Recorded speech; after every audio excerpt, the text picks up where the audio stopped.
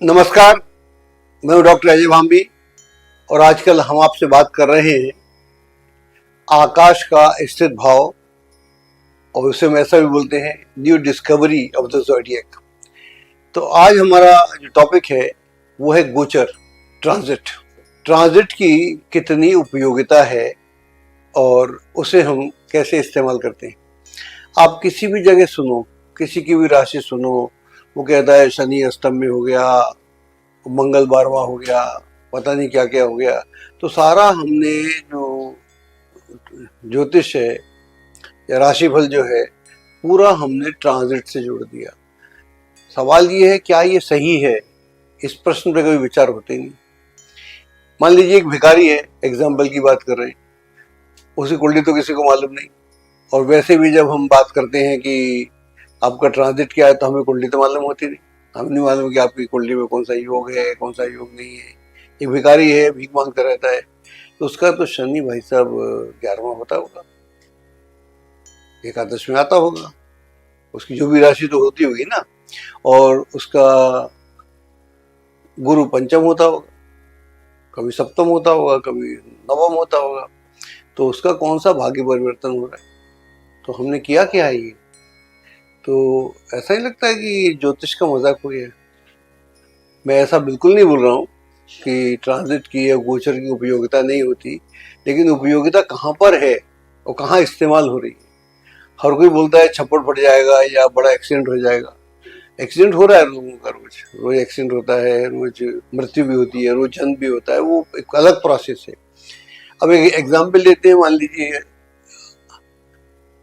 Prime minister Modi की बात कर ली। उनकी जो कुंडली, जो भी कुंडली मार्केट में है, वो 7.5 में प्राइम मिनिस्टर बने, और अब तो तीसरी बार बन गए। जब पहली बार बने थे तो 7.5 में बने थे, और हम कहते हैं 7.5 खराब है। इसका मतलब क्या हुआ? तो कहने का मतलब ये हुआ कि अगर आपकी कुंडली में राजयोग है, उसमें दशा अच्छी चल रही है, उसकी वर्ष कुंडली भी अच्छी है, तो फिर अगर ट्रांजिट थोड़ा बहुत इधर उधर है भी, मान लो मंगल अष्टम में है, तो कोई जरूरी थोड़ी कि आपकी टांग टूटेगी या घर में किसी की मृत्यु हो जाएगी। ऐसा तो नहीं होता। ऐसे अगर हर बार मंगल में मृत्यु होगी, टांग टूटेगी, तो मैं समझता हूँ 10 साल में एक परिवार तो पूरा एलिमिनेट हो जाएगा। कि मंगल तो अष्टम में आने वाला है, 10 साल में कई बार आ जाएगा, 12वां कई बार आ जाएगा। 12वां आने से वो बर्बाद होता है, उसका सारा नुकसान हो जाता है। तो 10 साल में तो एक आदमी, हर आदमी को कितना अमीर और गरीब हो जाएगा। तो ये है क्या? तो क्या था, क्या हो गया, ये मुश्किल है, इसकी हम बात करेंगे। तो इसको ऐसा समझना पड़ेगा कि आज एक बच्चा पैदा होता है, उसका अपना भाग्य है, उससे उसका कुंडली, उसका भाग्य को डिसाइड करेगी, और आप उसको बता सकते हैं कि ये योग है, तो योग कब ऑपरेट होगा, किस दशा में होगा, क्या नहीं होगा। पहले ज़माने में जब मैं कुंडली दिखाने जाता था पंडित जी को, उनके पास ना तो कंप्यूटर था, ना कंप्यूटराइज कुंडली थी, सिंपल कुंडली थी, और वो चौकड़ा ही देखते थे, जिसको हम टेवा बोलते हैं, और गोचर उनके दिमाग में था। प्रश्न वो लगा लेते थे, जैसे ही आप जाते थे प्रश्न कुंडली बनाते थे, हाथ कुछ करते थे, आपको पता भी नहीं है, पूरे दिन के ग्रह याद है, तो कुंडली से तो कम देख रहे थे, प्रश्न से ज्यादा देखे। उस समय का जो उसका एंट्रेंस हुआ, उससे ज्यादा देख रहे थे। तो वो जो बताते थे वो इतना सटीक होता था। इसलिए हमने क्या किया, हमारे ऋषियों ने जब ज्योतिष का निर्माण किया, तो उसके साथ में बहुत सारी चीजें लगाई। एक बच्चा आपके घर में पैदा हुआ, उसके बाद में उसका अन्नप्राश कब होगा, षोडश संस्कार होते हैं, 1-2 को छोड़कर, अन्नप्राश कब होगा। अगर आपने उसका अन्नप्राश गलत समय कर दिया तो उसका पेट पूरी जिंदगी खराब रहने वाला है। ऐसे में कई बच्चों को जानता हूँ, उनकी हेल्थ खराब रहती है। अगर आपने उसका जो शिक्षा का शुरुआत करना था वो आपने अच्छी नहीं की, तो कुंडली अच्छी होने के बाद भी वो शिक्षा में उसका उतना मन नहीं लगता। ऐसे ही सारी विधियां, अगर आपने विवाह करना है, आपने कुंडली में लिखा विवाह बहुत अच्छा होगा, लेकिन आपने मुहूर्त का चुनाव गलत कर दिया, तो फिर उस विवाह की गारंटी नहीं है, उसमें कई मिस्टेक हो जाएंगी, वो कई लोगों की हो ही जाती हैं। आपने मुंडन संस्कार कब करने थे बच्चे के, तो ये आपने कब किया, तो ये जितनी बातें थी, गोद भराई होती है सारी, इन सबके मुहूर्त थे, क्योंकि एक बच्चा पैदा हो गया, ये एक बात हो गई। अब उसके बाद में वो जितने महत्वपूर्ण कार्य करेगा, मान लीजिए आप एक घर बना रहे हैं, आप कुंडली में लिखा हुआ आप घर बना सकते हैं, मुहूर्त आपने गलत चुन लिया, वास्तु आपने गलत चुन लिया, तो क्या उम्मीद करते हैं? घर तो बन गया, कुंडली में लिखा था घर, लेकिन सुख नहीं आया उसमें। तो उसमें सिर्फ मंगल का पंचम होना या दशम होना इज नॉट एनफ, ना शनि का तृतीय होना या छठा होना या 11वां होना एनफ नहीं है। हमारे लिए कुंडली में एक घटना, ज्योतिष को दो तरह से समझना पड़ेगा। एक तो ये, जब आप पैदा हुए उसमें जो कुंडली आपकी बन गई सो बन गई, उसमें दशा है, 42 प्रकार की दशा हैं पराशर ऋषि के हिसाब से, आप किसी भी दशा से अपना देख सकते हैं। अधिकतर लोग विंशोत्तरी से देखते हैं या जैमिनी आदि से देखते हैं, हर प्रदेश के लोग अलग तरह से देखते हैं, अगर हिमाचल के हो तो उनका तरीका अलग है, तो अलग अलग दशाएं हैं। तो आप कोई भी दशा लगाएं, और दशाओं का भी सिस्टम है कि किस क्षेत्र की कौन सी दशा उपयोगी हो। हर क्षेत्र में हर दशा उपयोगी नहीं होती। साउथ वाले आपकी दशाओं को नहीं मानते उस तरह से जैसे हम मानते। इवन वेस्ट बंगाल में भी आपकी दशाओं को नहीं मानते, उनके अलग तरीके रहते।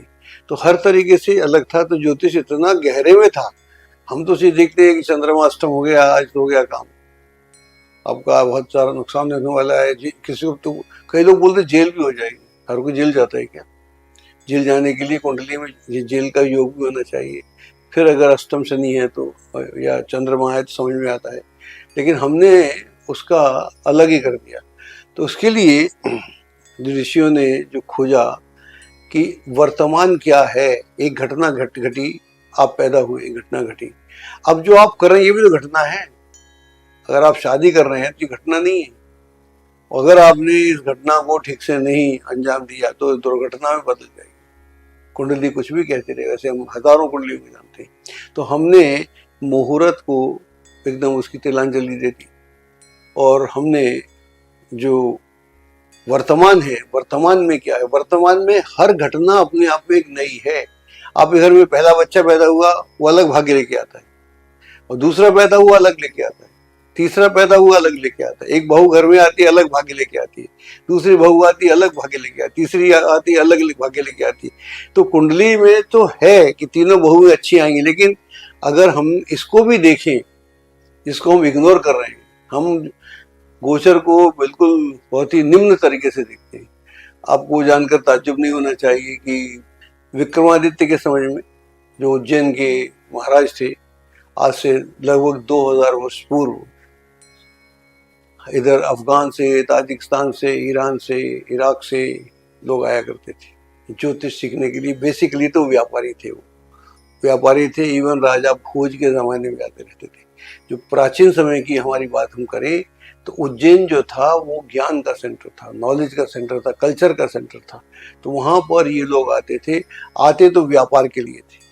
तो वहाँ से अगर आप उज्जैन से पीछे चले जाएं तो उज्जैन हमारा सेंट्रल पॉइंट था, जिसको हम GMT बोलते हैं आजकल, लंदन से है, वो हमारा सेंटर उज्जैन था।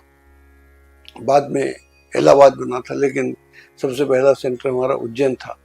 उसकी तो हम बात ही नहीं करते।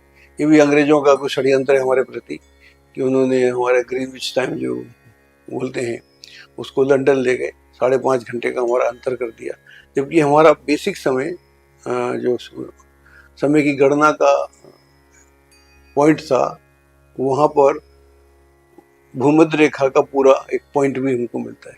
तो अलग से सन की सिचुएशन वहाँ देखने को मिलती है, और सन से भी हम गणना कर सकते हैं। तो उज्जैन एक वैसे महाकाल है वहाँ का, इससे ये सब वहाँ स्थितियाँ हमको मतलब जो एस्ट्रोनॉमिकल सिचुएशन है वो को मिल जाती है।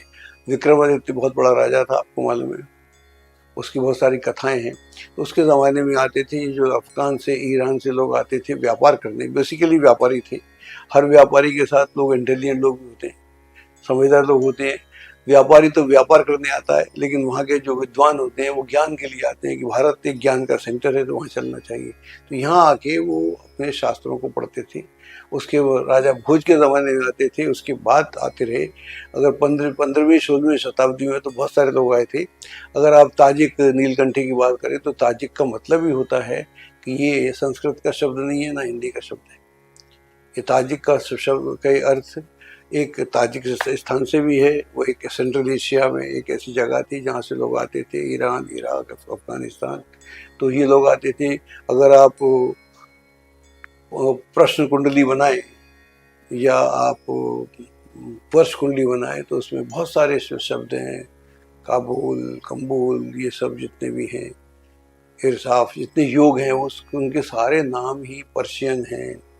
या उर्दू तो नहीं थी वहाँ पर, पर्शियन या दूसरी लैंग्वेजेस के नाम थे।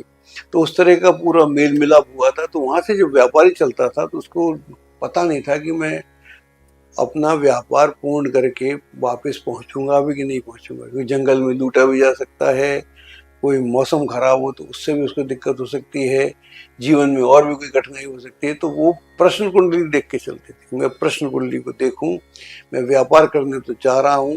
तो उन्होंने ज्ञान प्राप्त किया, कुछ ज्ञान वहाँ पर था। हर कोई, जितनी भी जातियाँ रही, ग्रीक हो या मेसोपोटामियन हो, बेबीलोन हो, जितनी भी सभ्यताएं पुरानी, मायान सभ्यता हो, इन सब ने ज्योतिष का अध्ययन किया है। हमने बहुत एडवांस किया है, वैदिक अलग है, लेकिन उन सब ने भी किया है, तो उसको हम इग्नोर नहीं कर सकते। तो वहाँ पर जो 15वीं 16वीं शताब्दी में जो निकल के आया कि हमारी कुंडली में जो है वो तो है ही, लेकिन हम प्रश्न कुंडली का कैसे लाभ ले सकते हैं, वर्तमान का कैसे लाभ ले सकते हैं। जो भी हमारे इवेंट्स हम करने जा रहे हैं, महत्वपूर्ण इवेंट करने जा रहे हैं, हम कोई फंक्शन ऑर्गेनाइज करने जा रहे हैं, हम कोई भंडारा करने जा रहे हैं, मान लीजिए छोटे छोटे काम, तो कोई बड़ा काम, तो जो भी हम काम करने जा रहे हैं, आप जैसे इलेक्शन में नेता जीता जाता है, कोई भी नेता कहीं किसी पार्टी का हो, वो आप सबके पास आता हो, हमारे पास भी आता है। तो उसी कुंडली में विजयश्री लिखी हो या ना लिखी हो, लेकिन वो मुहूर्त देख के जाता है। तो अगर विजयश्री कम हो तो भी हो जाती है, हो तो गारंटेड हो जाती है। फिर वो ओथ लेता है, ओथ चाहे प्राइम मिनिस्टर हो या मुख्यमंत्री हो, हमारे देश में ये प्रथा है। तो वो फिर ओथ के लिए करता है। तो पहले जब राजा युद्ध पे जाता था तो पूछता था कि मैं, जो भी उनके ब्राह्मण होते थे उनसे पूछता था कि कब मेरे को युद्ध के लिए कूच करना चाहिए। हमारे यहाँ तो चूंकि कृषि प्रधान देश है, तो हम ज्योतिष का प्रयोग करते थे कि अब हल हमको कब चलाना चाहिए, इस सीजन में, उस सीजन में कब कर, फसल कब काटना चाहिए। तो ये जो पक्ष था, हमने इस पक्ष को इग्नोर कर दिया, और इसलिए हमारे बहुत सारे काम जो हो सकते हैं वो नहीं होते। इसलिए जो हमारा ये प्रोग्राम है, इसको बोलते हैं आकाश का स्थित भाव। आकाश हमारे लिए हमेशा मदद करने को तैयार है। ये सिर्फ राशिफल से मदद नहीं करेगा, राशिफल तो इतना सा हिस्सा है। तो जैसे मैंने बोला कि अगर जिन लोगों के काम बने हैं, अंबानी का मान लो काम बना है, या टाटा का नाम सुना है आपने, तो इन लोगों के काम चलते ही रहते हैं, दुख सुख सबके पास आता है। लेकिन इनका कोई भी अष्टम शनि से या द्वादश शनि से या 7.5 से बहुत फर्क नहीं पड़ता। थोड़ा बहुत फर्क बिल्कुल पड़ता है, उसकी तो हम बात करते रहेंगे, लेकिन ऐसा नहीं है कि इनका बिल्कुल गिर गए, पतन हो गया, ऐसा हो गया, ऐसा होता ही नहीं है। तो हमने जो गोचर का एस्पेक्ट था, जो ट्रांजिट का एस्पेक्ट था, उसका सदुपयोग नहीं किया, जबकि हमारे पास में इतना बड़ा शास्त्र है, हम कुछ भी कर सकते हैं। मान लीजिए आपका जो काम है, कुंडली में बहुत सपोर्ट नहीं है, लेकिन अगर आपने उसका मुहूर्त ले लिया, उसका आपने वास्तु ठीक कर दिया जहाँ आप करने जा रहे हैं, तो मैं आपसे दावे के साथ कहता हूँ वो आपका काम बिल्कुल बहुत बढ़िया होने वाला है। और आपकी कुंडली में सब कुछ है, अच्छा है, और आपने गलत समय पे और गलत वास्तु से प्रयोग किया तो फिर वो बात नहीं बनने वाली। तो ऐसा, इस तरह से भी हम ज्योतिष को देख सकते हैं। तो गोचर का जो प्रयोग है वो हमने बहुत ही सतही कर दिया। ये एडवांस साइंस है। गोचर जो है, गोचर हो, प्रश्न कुंडली हो या वर्ष कुंडली हो, बहुत बहुत एडवांस और सटीक साइंस है।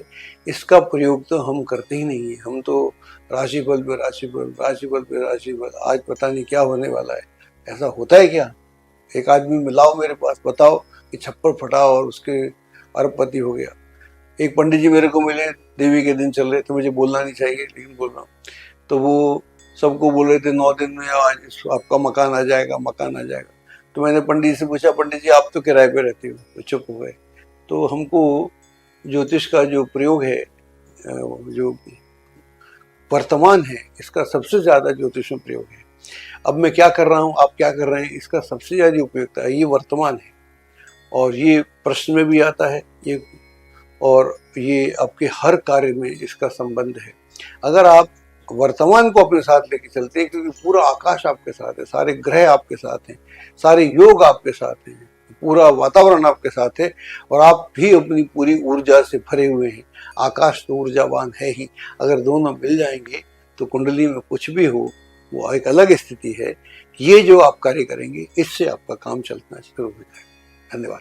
एस्ट्रोलॉजी की सटीक जानकारी के लिए विश्वविख्यात एस्ट्रोलॉजर अजय भांबी के YouTube चैनल ABC चैनल को सब्सक्राइब, लाइक और शेयर करें।